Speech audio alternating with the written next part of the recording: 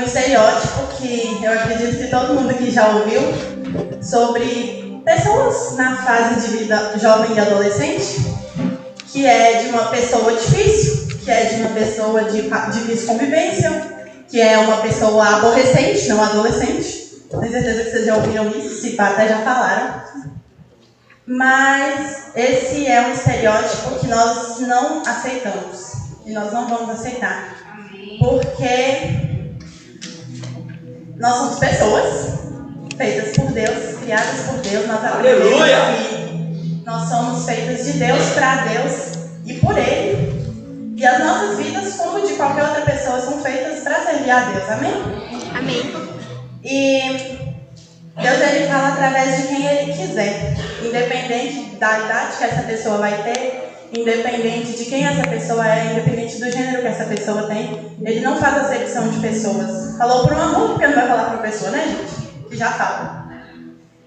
Eu vou ler aqui de novo, porque essa é a primeira parte. Um versículo inteiro.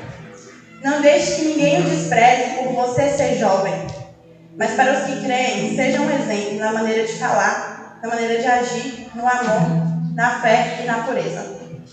O nosso culto inteiro está sendo organizado pelo grupo de jovens, desde o louvor, a oferta e todo o resto. E nós temos agora uma parte muito importante, que é a parte da pregação, que Deus vai falar com a gente. E essa parte ficou para uma pessoa ainda mais importante, que é a nossa cria mais mini cria de todas. Que é a nossa mais novinha de todo mundo. E ela é uma pessoa incrivelmente especial e que Deus fala terrivelmente através da vida dela. E eu quero que vocês recebam a vida dela com um louvor de palmas para Jesus. Primeiro porque Ele merece. E segundo porque Ele merece mais ainda, porque Ele é dela. Amém? Amém. Amém?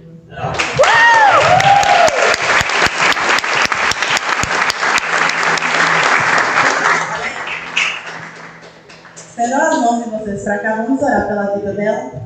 Amém? Fica de pé, gente, tá doido?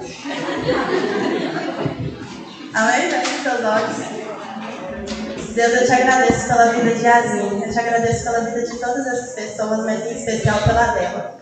Porque o Senhor a fez, porque o Senhor colocou naquela família e porque o Senhor a trouxe para nós, para viver com a gente, para conviver com a gente, para ter comunhão conosco e participar da nossa família e da nossa igreja. O Senhor é incrível por só ser, mas mais ainda por ter feito a vida dela, porque ela é uma menina que tem crescido incrivelmente na fé, incrivelmente em sabedoria. E nós sabemos que o Senhor tem muita coisa para fazer e para falar através da vida dela. E ela tem crescido em todas as áreas que o Senhor tem colocado ela para atuar.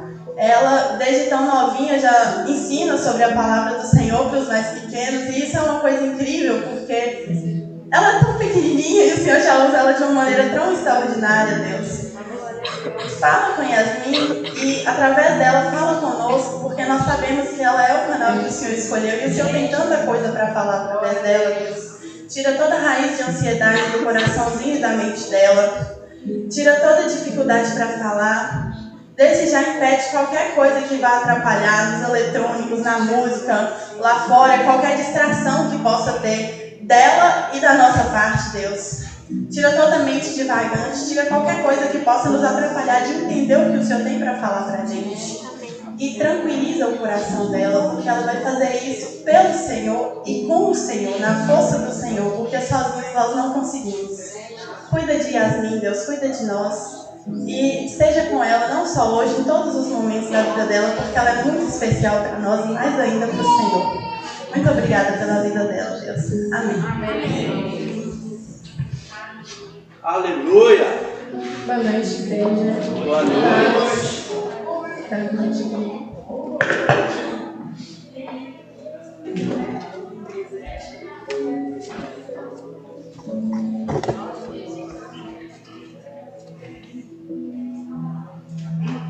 Eu queria começar dizendo que eu não sou mais nova que a Evelyn, tem a mesma idade que eu. Eu sou ela ainda é menor que eu, então ela assim é mais pequena, tem um grupo de jovens, tá? Mais pequena. Então, eu quero começar fazendo uma pergunta para vocês. Quem é que está feliz com Jesus? Amém! Tá, eu quero também quero perguntar, quem é aqui que Jesus está feliz? Amém. Jesus está feliz com você? Responde aí. Então, irmãos, abram as vossas Bíblias no texto base, Tiago, capítulo 1, versículo 2 ao 4. Por favor. Tiago.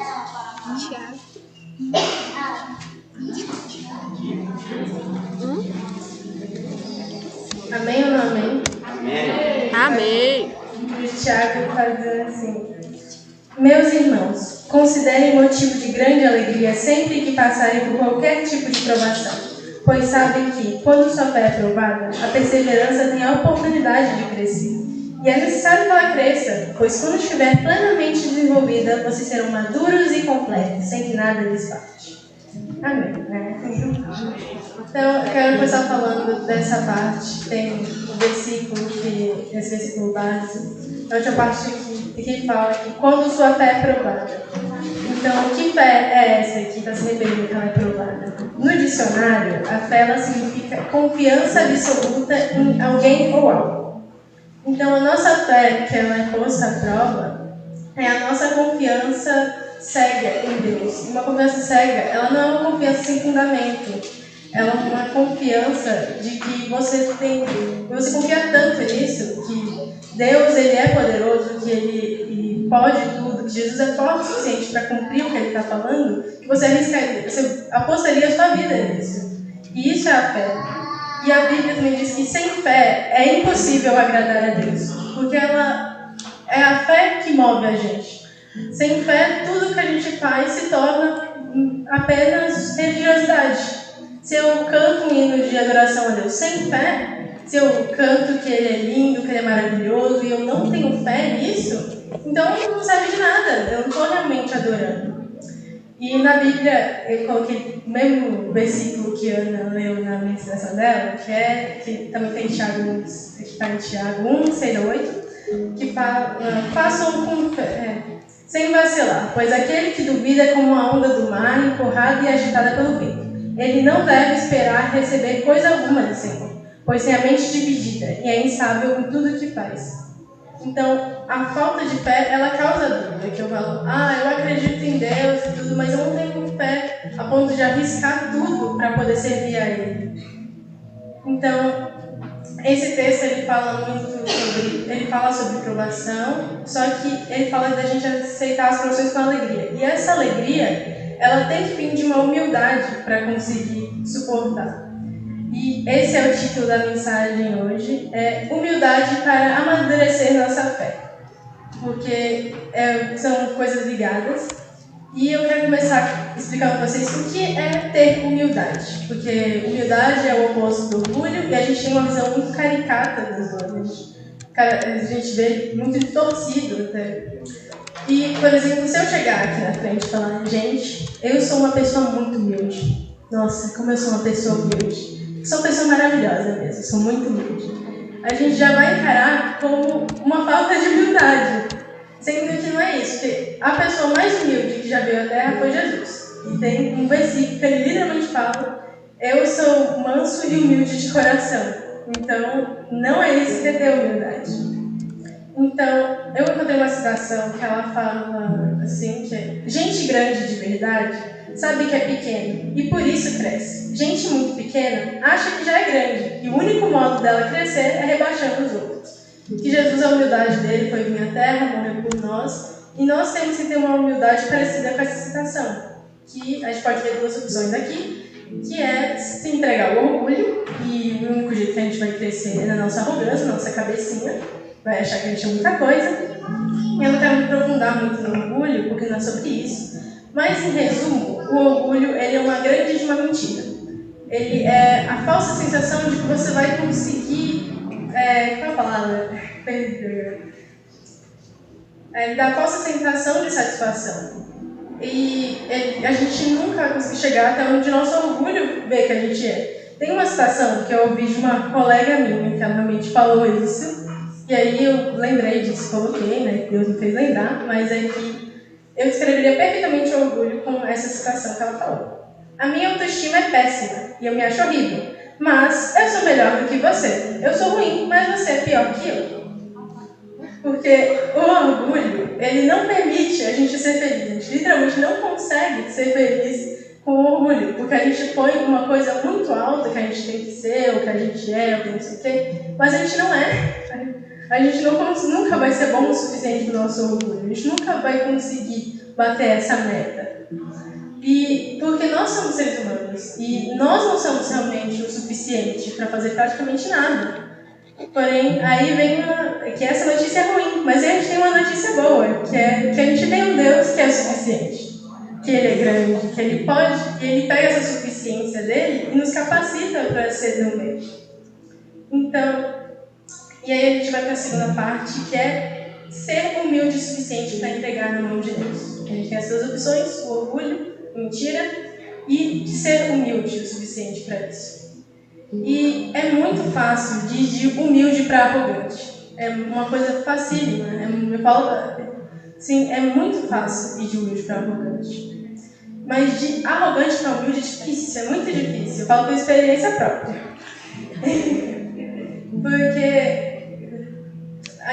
acontece muito isso de ir do humilde para arrogante dentro da igreja, né? Das coisas que a gente faz. Que a gente começa, vou fazer uma palavra, vou dar uma palavra, vou dar uma aula, vou tocar, e a gente vai lá naquela humildade, vai lá e se humilha, e pede ajuda para Deus, e fala, e de forma honesta, com o nosso coração realmente, de forma humilde, chegando lá em Deus, e Deus vai lá e nos capacita, porque Ele fala que Ele vai fazer isso com os corações humildes.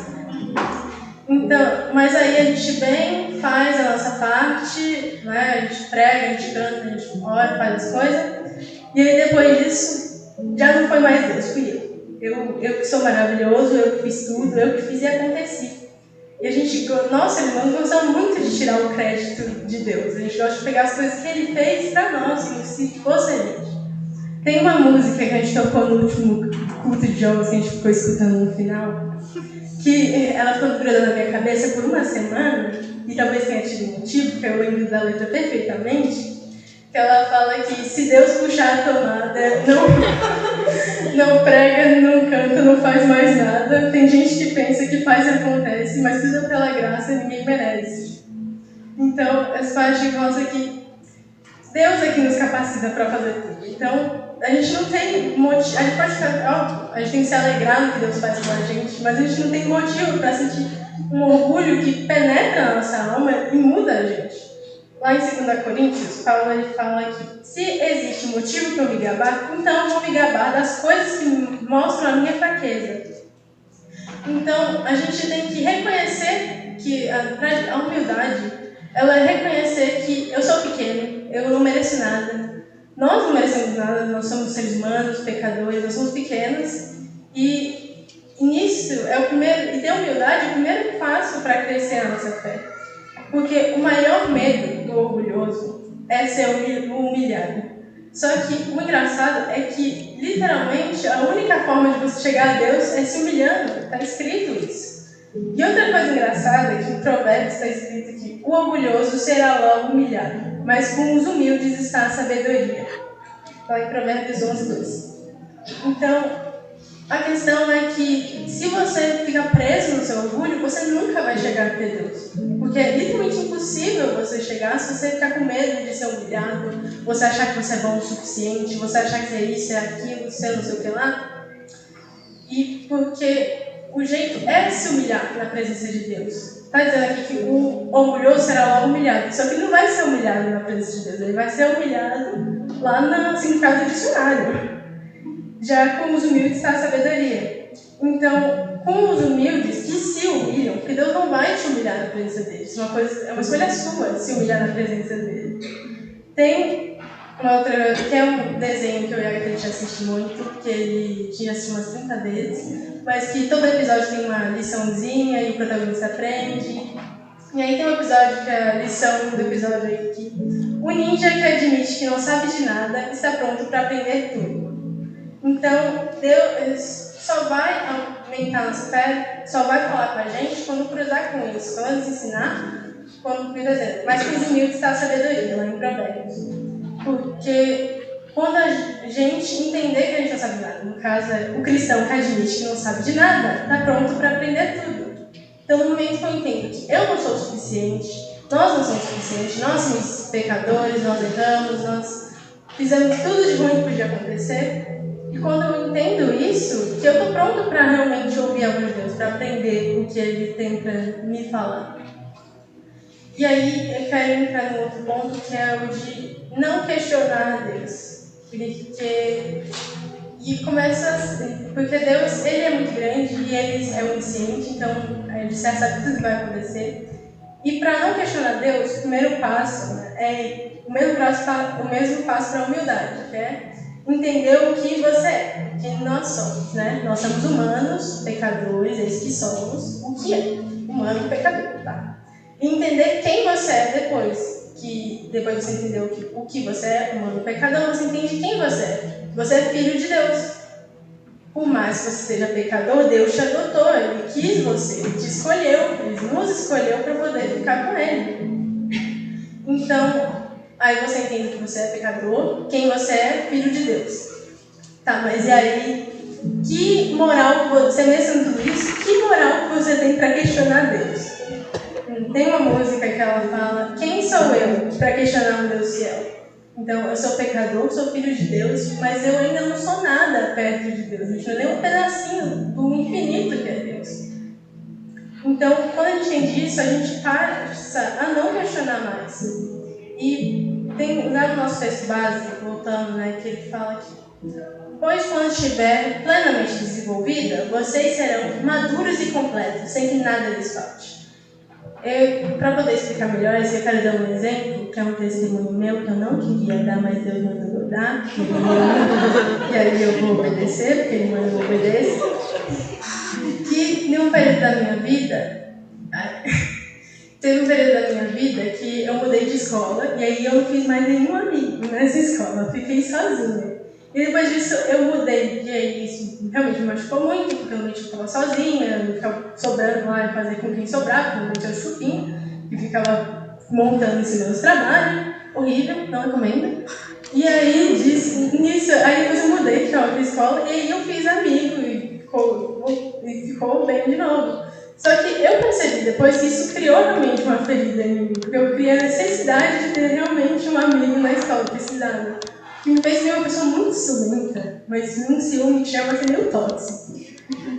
Mas aí a vida seguiu, e aí eu fiz amizade com a menina, que eu vou chamar ela de né, porque ela não me feio.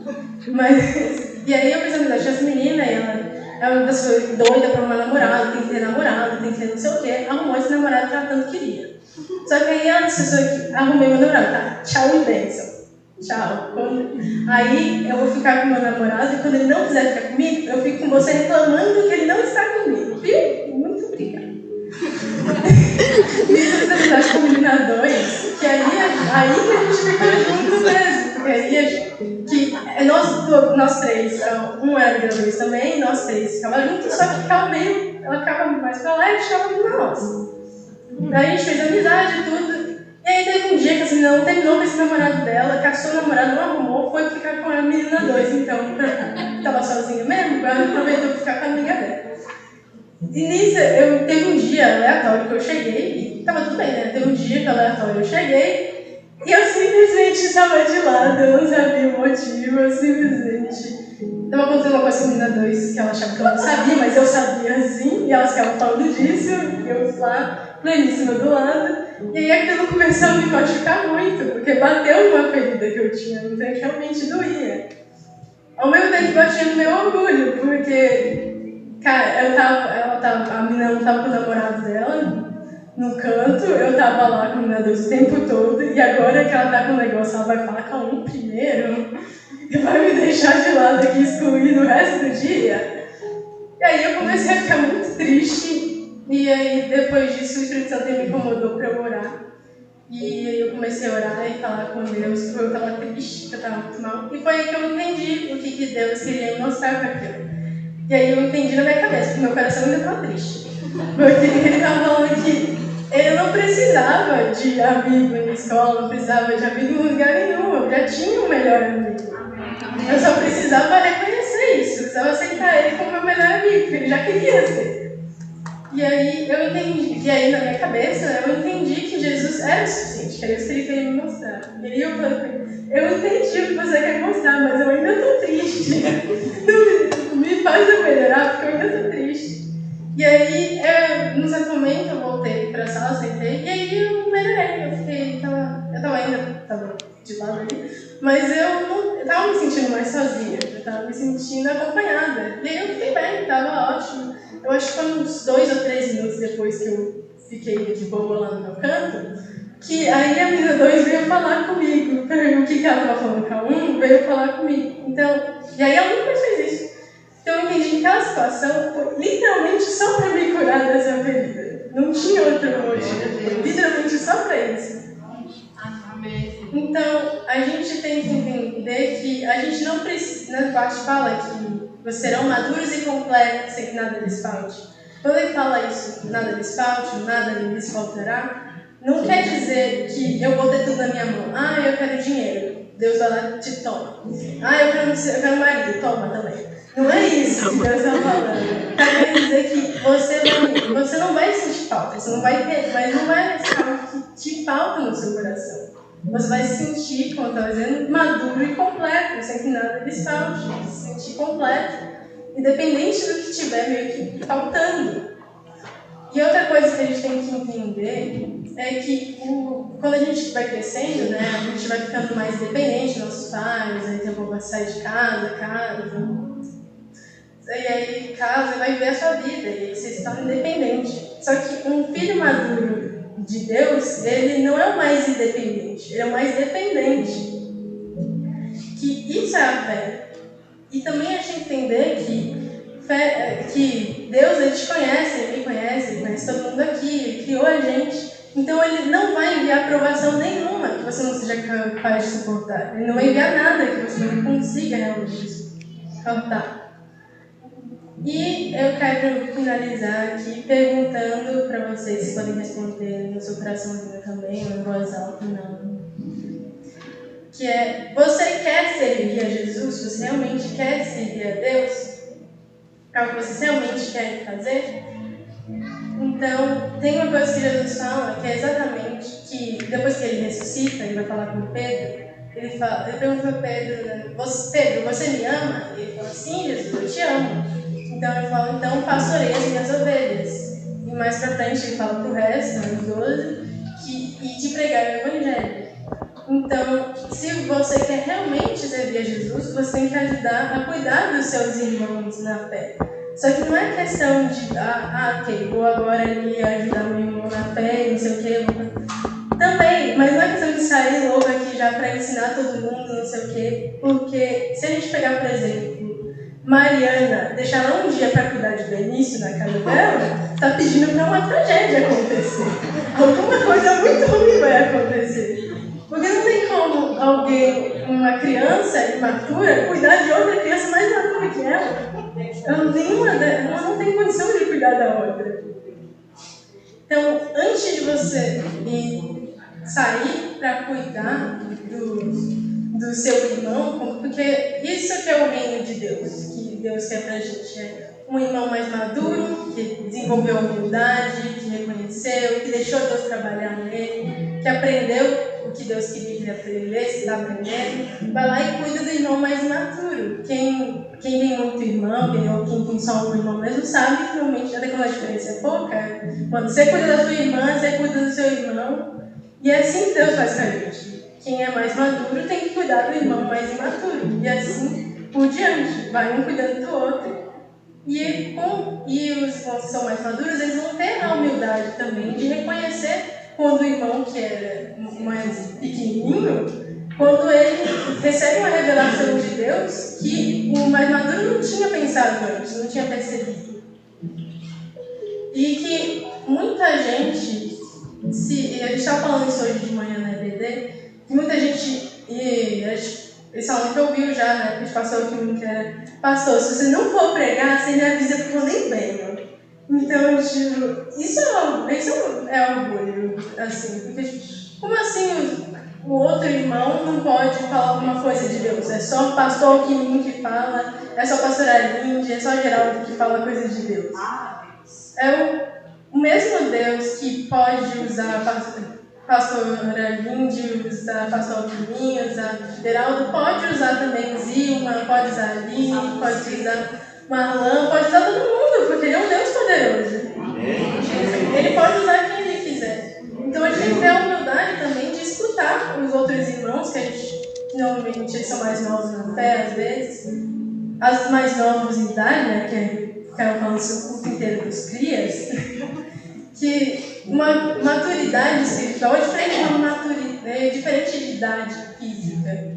Estava até falando que Paulo mesmo tem uma parte que ele fala com o povo que na idade que vocês têm, já deveriam ser mestres. E eu estou tendo que dar leite para vocês se alimentarem ainda. Então, porque eu acredito que muitos irmãos aqui, mas às vezes têm realmente a figura de mestres. Porém, tem muita gente crente de anos de igreja que ainda não desenvolveu, que ainda é imaturo na fé, que ainda dá trabalho para a pastora.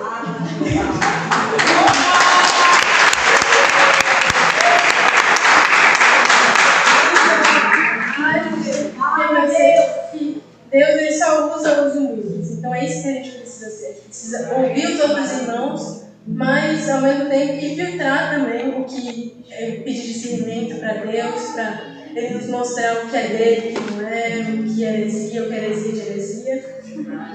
E eu quero acabar com uma pergunta que foi a mesma na primeira pregação que eu fiz, foi no culto de jovens, que foi sobre orgulho, para os dois também.